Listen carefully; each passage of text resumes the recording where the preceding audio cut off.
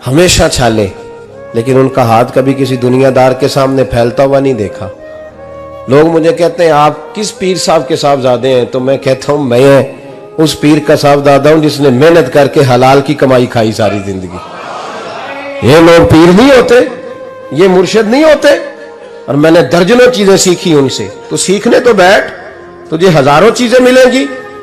بھائی اپنی زندگی میں ماں باپ کی طرف دیکھو، سب سے ضروری کام ہے انہیں وقت دو۔ اماں کے او بھائی بڑا مشکل ہے دنیا داروں سے تعریف کرانا، اماں دے کول تے ایویں 2 منٹ راتی بھئی نہ آکھی اماں پیر کٹے نہ رضائی جو تیرے گھٹ چھڑا، اماں کہندی جا میرا پتر تھکیا آیا ہے تو سو جا کے، میں کدوں کام لگی سا، میں کدوں حلوہ انڈئی سا، جا سو جا کے۔ بس یہ کاروائی ہے، تو نے 2 منٹ کے لیے کہہ دیا، سویرے پورے محلے میں تیری اماں کہے گی اللہ میرے پتر ورگا پتر سارے نو دے، راتی آؤں ہے تو میں نے گھٹ کے سوندا ہے، اللہ گھٹیا کوئی نہیں سو ایویں کاروائی پائی سو، لیکن وہ سب کو بتاتی ہے۔ تو بھائی اتنی قیمتی چیز اور تو چھوڑ کے میں ابھی جلسے سے دیر سے آتا تھا نا، اب تو جاتا نہیں زیادہ جگہوں پہ، کوشش کرتا ہوں کہ چلو ماحول کے مطابق، تھوڑا خشک آدمی ہوں تو ہر جگہ سیٹ نہیں ہو پاتا، اس لیے کم جاتا ہوں۔ تو کبھی رات کو آتے تھے نا دیر سے، میری اماں جی شوگر کی مریض تھیں، تو میں چھوٹے بھائی کو فون کرتا تھا کہ اماں جی سو گئے کہ نہ سو گئے، میں کہتا تھا کہ تو نہ اس طرح کر، نیچے آ جا، 2 بج گئے ہیں، وہ شوگر کی مریض ہے، آنکھ کھل جائے نا تو دوبارہ لگتی نہیں بزرگوں کی، تو دروازہ کھول دے، اندر دستک دی تو دقت ہوگی۔ تو میں جوتے اتار کے اندر داخل ہوتا تھا تو پہلا قدم رکھتا تھا تو میری اماں بول پڑتی تھی پتر آ گئے آ گئے۔ او بھائی تو اس درد کو سمجھنا، کوئی تجھے ملے گا، کوئی ملے گا تجھے ایسا؟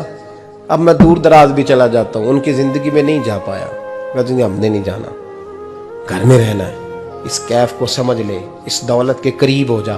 حضرت ابو ہریرہ رضی اللہ تعالیٰ عنہ فرماتے ہیں میری اماں بوڑھی تھیں، میں ان کی خدمت کرتا تھا۔ باپ کی خدمت اور ماں کی خدمت سب کے حصے میں نہیں آتی، یہ رب جسے محبوب رکھتا ہے اسے یہ موقع عطا کرتا ہے۔ خوش نصیب ہے جسے بوڑھا باپ ملے اور وہ نوکری کرے، خوش قسمت ہے جس کو بیمار ماں ملے اور وہ نوکری کرے۔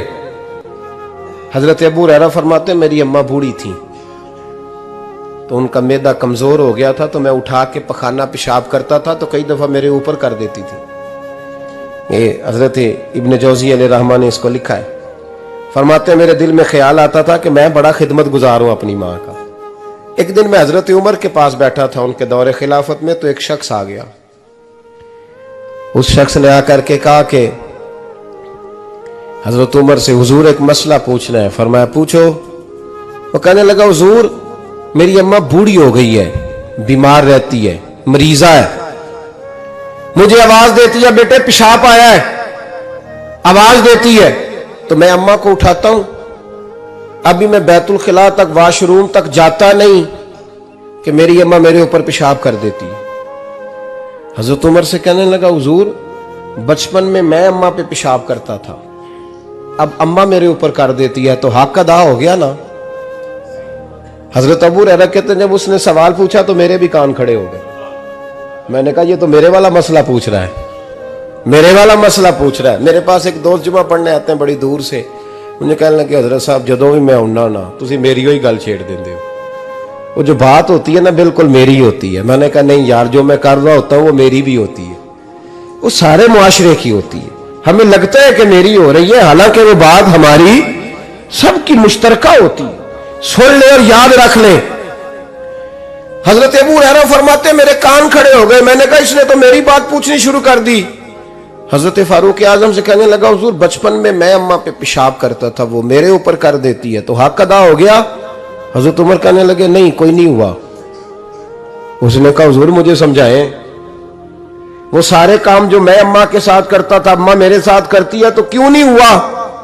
حضرت عمر کہنے لگے بھائی پیشاب تو بھی اماں پہ کرتا تھا اور اماں بھی تیرے اوپر کرتی ہے، پر تیری اور تیری ماں کی سوچ میں بڑا فرق ہے۔ اس نے کہا حضور کس طرح؟ تو کیا جواب ہے سیدنا فاروق اعظم کا، لو کان نبی بعد لکان عمر ابن خطاب، کیا جواب ہے۔ حضرت عمر فرمانے لگے تیری اور تیری ماں کی سوچ میں بڑا فرق ہے. کہا حضور کس طرح؟ فرمایا جب تیری اماں تیرے اوپر پیشاب کرتی ہے نا تو دعا کرتا ہے کہ یا اللہ بوڑھی ہو گئی ہے اسے پردہ دے دے، اور جب تو اپنی اماں پہ پیشاب کرتا تھا تو وہ دعا کرتی تھی یا اللہ میرے لال کو لمبی زندگی عطا فرما. فرمایا یہ تیرا اور اس کا فرق ہے. کہا جب تیری اور تیری ماں کی سوچ میں. اور نبی پاک صلی اللہ علیہ وسلم نے فرمایا ہے جتنے بھی گناہ انسان کرتا ہے نا اللہ کریم سزا کو روک دیتا ہے، قیامت میں سزا دے گا. اور جو ماں باپ کا نافرمان ہے نا اس کو دنیا میں بھی سزا ملے گی. جو ماں باپ کا نافرمان ہے اسے دنیا میں بھی.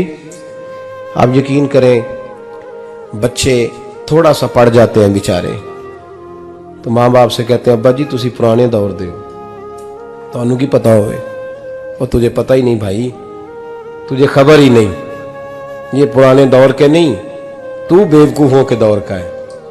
تو سمجھ یہ کوئی تعلیم ہے؟ اکبر الہآبادی نے کہا تھا ہم ایسی لاکھوں کتابیں قابل ضبطی سمجھتے ہیں، ضبط کرنے کو دل کرتا ہے.